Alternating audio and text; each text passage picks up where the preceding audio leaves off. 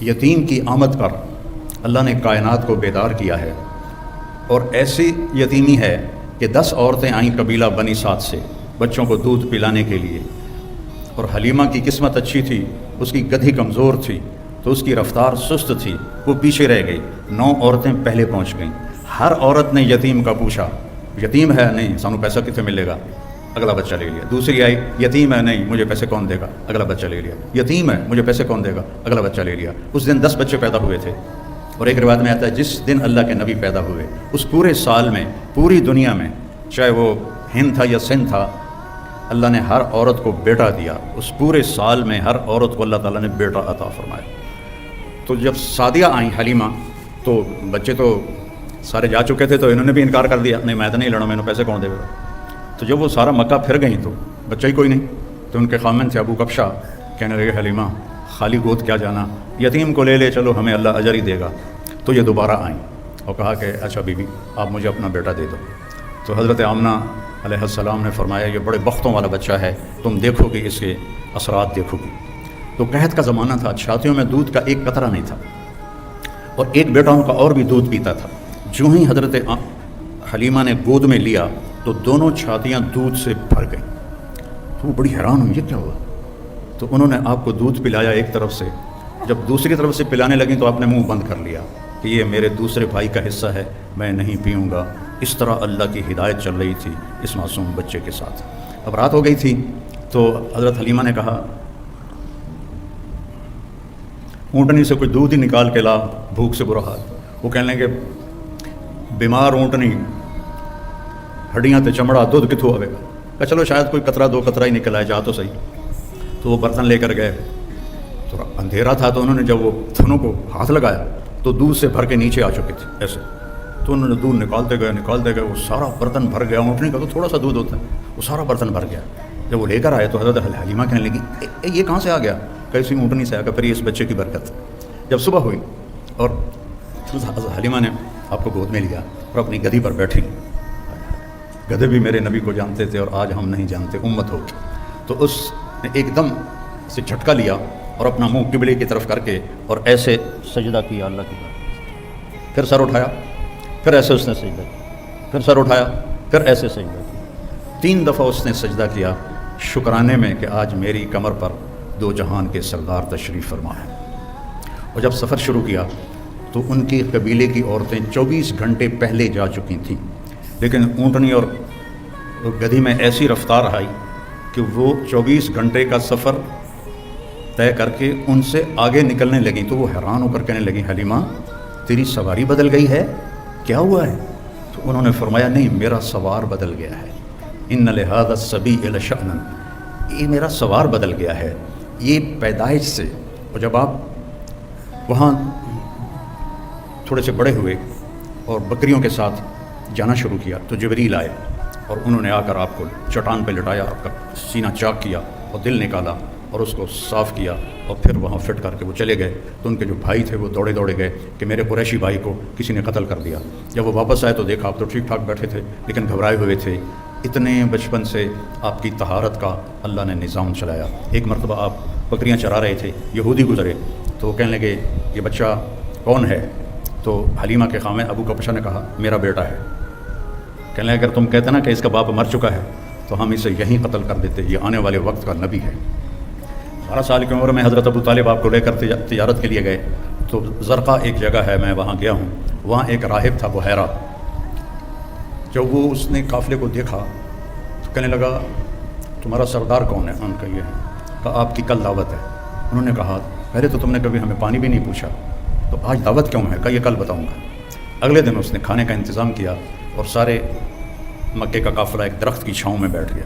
جب وہ بحیرہ اس کا نام تھا آیا، اس نے ایسے ایسے دیکھا تو کہنے لگا سارے پورے ہو؟ کہاں پورے ہیں؟ کہ نہیں کوئی کم ہے؟ کہاں ایک بچہ ہے اونٹ چرانے گیا۔ تو بحیرہ کہنے لگا اسی بچے کی وجہ سے تو دونوں روٹی کھوا رہے ہیں، دونوں کہیں پوچھنا ہے، اس بچے کو بلاؤ۔ تو پھر ایک آدمی گیا آپ کو لینے، جب آپ تشریف لائے تو چھاؤں ساری کور ہو چکی تھی، سارے لوگ چھاؤں میں بیٹھ چکے تھے، آپ کے لیے چھاؤں میں جگہ نہیں تھی۔ دھوپ میں آپ دھوپ میں جو ہی بیٹھے تو درخت کی شاخوں نے آگے بڑھ کر آپ کے اوپر سایہ کر دیا۔ تو وہ بحیرہ یہ دیکھ رہا تھا، تو پھر وہ آیا اور آپ کو کھڑا کیا، کہنے لگا یہ کس کا بیٹا ہے؟ تو حضرت ابو طالب نے فرمایا میرا بیٹا ہے۔ کہا جھوٹ بولتے ہو، میرا علم کہتا ہے اس کا باپ مر چکا ہے۔ تو وہ فرمانے لگے ٹھیک کہتے ہو، یہ میرے بھائی کا بیٹا ہے لیکن مجھے اپنے بیٹوں سے عزیز ہے۔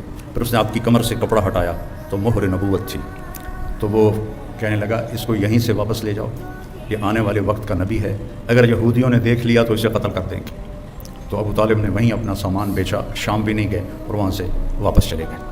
ایک دفعہ حضرت عمر رضی اللہ تعالیٰ عنہ تجارت کے لیے شام گئے تو وہاں ان کا جھگڑا ہو گیا، تو ایک شامی سردار نے ان کو گرفتار کروا لیا اور اپنے وہاں غلامی میں لے لیا۔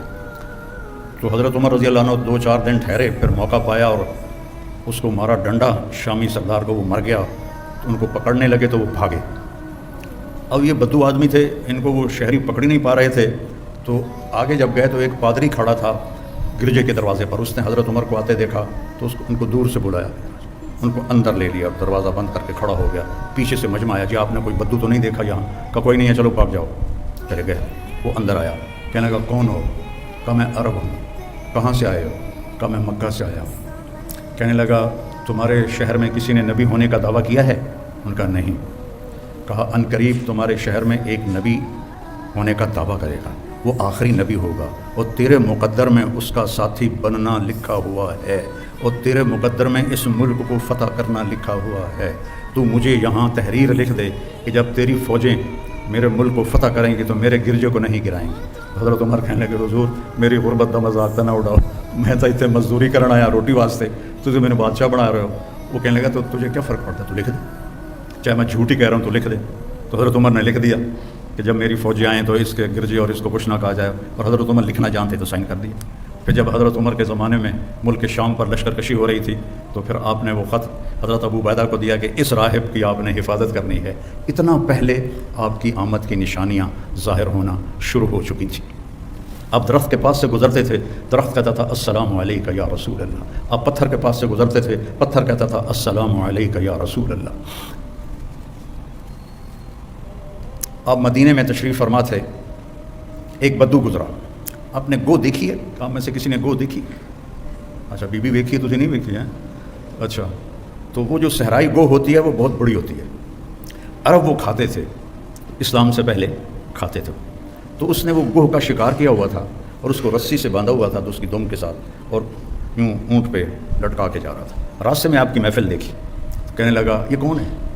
ان کا یہ وہ ہے جو کہتا ہے میں نبی ہوں۔ تو اس نے اپنے اونٹنی کو موڑا اور آ کر کہنے لگا تو ہے جو کہتا ہے میں نبی ہوں، تو نے گھر گھر میں لڑائی ڈال دی ہے، اگر میری قوم کی اور تیری صلح نہ ہوتی تو میں ابھی تیرا سر اڑا دیتا۔ تو حضرت عمر رضی اللہ عنہ کی آنکھیں گھومنے لگی، یا رسول اللہ مجھے اجازت ہے میں اس کا سر اڑاؤں۔ آپ نے کہا عمر تجھے پتہ ہے قاد الحلیم ان یکون نبیا، صبر والا اور معاف کرنے والا اور درگزر کرنے والا نبی بنتے بنتے رہ جاتا ہے، یہ اتنی بڑی صفت ہے۔ پھر آپ نے فرمایا بھائی آپ کو مجھ سے کیا گلہ ہے؟ کہنے لگا گلے چھوڑو، پہلے تم میرے سوال کا جواب دو۔ اس نے گوہ کو کھولا رسی سے، شکار ہوا مری ہوئی آپ کے سامنے ایسے پھینک دی، کہنے لگا اسے کہو یہ تمہاری نبوت کا اعلان کرے پھر تجھے نبی مانوں گا، اور ایسے کھڑا تھا ایسے، یعنی میں نے اب اس کو لاجواب کر دیا، مویا تھا بندہ نہیں بولیندا گو کتوں بولنا ہے نہیں کھلوتا ہے، ایسے کہو یہ تیری نبوت کو کا اعلان کرے۔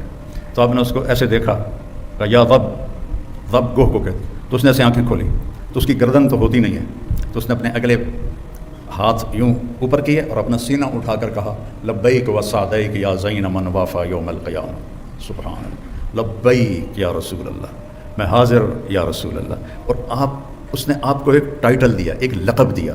میرے پاس ایک کتاب ہے جس میں 1375 نام ہیں ہمارے نبی کے، القاب ہیں، نام تو محمد و احمد ہے، باقی لقب ہیں، تو اس میں ایک علامہ سندھی ہیں انہوں نے جمع کیے تھے، تو سب سے خوبصورت ٹائٹل اس گوہ نے دیا ہے، یا زین من وافا یوم القیامہ، قیامت کا دن بہت ہولناک ہے، یوم یجعل الولدان شیبا، الحاقۃ ما الحاقہ، القاریۃ ما القاریہ، هل اتاک حدیث الغاشیہ، اذ زاغت الابصار، کیا کیا قرآن نے بیان کیا ہے قیامت کے دن کی ہولناکی کو۔ وہ کہنے لگے اے وہ ذات جس کی برکت سے قیامت کا دن خوبصورت ہو جائے گا، سبحان۔ اور بدو پہلے ایسے کھڑا تھا نا، پھر این ہو گیا، اسے گلا بھی آیا تھا کچھ اور کم بن گیا، تو اس کے ہاتھ نیچے چلے گئے۔ تو کہنے آپ نے کہا من تعبد، کون ہے رب تیرا؟ کہ من فی السماء عرشہ وفی الارض سلطانہ وفی البحر سبیلہ وفی الجنت رحمتہ وفی النار عقابہ، میرا رب وہ ہے جس کا عرش آسمانوں پر ہے، سلطنت زمینوں پر ہے، راستے سمندر میں ہے، رحمت اس کی جنت میں ہے، عذاب اس کا جہنم میں ہے۔ آپ نے فرمایا من انا، میں کون ہوں؟ سبحان اللہ، من انا، کوہ بول رہی ہے، انسان نہیں بول رہا، کوہ بول رہی ہے، اور خوبصورت عربی میں بول رہی ہے، من انا، میں کون ہوں؟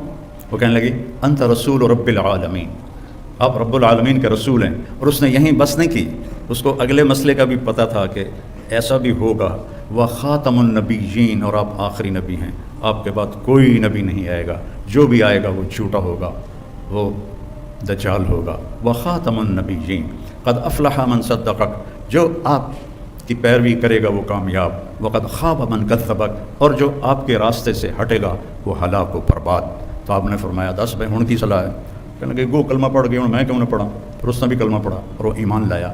اللہ نے ایسے میرے آپ کے نبی کی نبوت کو کائنات کی ہر چیز کے اوپر اس کی مہر لگا دی۔ جبریل سے آپ نے فرمایا میں جو رحمت للعالمین ہوں، میری رحمت سے تجھے کیا حصہ ملا ہے؟ جبریل تو عرش کے نیچے ہوتے ہیں۔ کہ یا رسول اللہ، مجھے بھی ڈر لگتا تھا کہ کہیں میں دوزخ میں نہ چلا جاؤں۔ تو جب اللہ نے آپ کے قرآن میں میری تعریف کی، انہ لقول رسول کریم ذی قوت عند ذی العرش مکین مطاع ثم امین، تو اس کے بعد مجھے تسلی ہو گئی کہ میرا اللہ مجھے دوزخ میں نہیں ڈالے گا۔ آپ کی رحمت للعالمین عرش سے جا کر ٹکرا رہی ہے، عرش کے اوپر تو پھر اللہ ہے، عرش کے ساتھ جا کر ٹکرا رہی ہے۔ تو میرے نبی کی نبوت سب سے جدا، سب سے الگ، سب سے مکمل، سب سے کامل۔ ترکتکم علی محجۃ بیضاء، میں جا رہا ہوں اور ایک راستہ دے کے جا رہا ہوں جو انتہائی روشن ہے، لیلھا کنہارھا، اس میں رات آتی نہیں، دن ہی دن ہے، دن ہی دن ہے، روشنی میں سفر طے کرو، لا یزیغ عنہا الا ہالک، ہاں اگر اس میرے راستے سے ہٹ جاؤ گے ہلاک ہو جاؤ گے، برباد ہو جاؤ گے، تباہ ہو جاؤ گے۔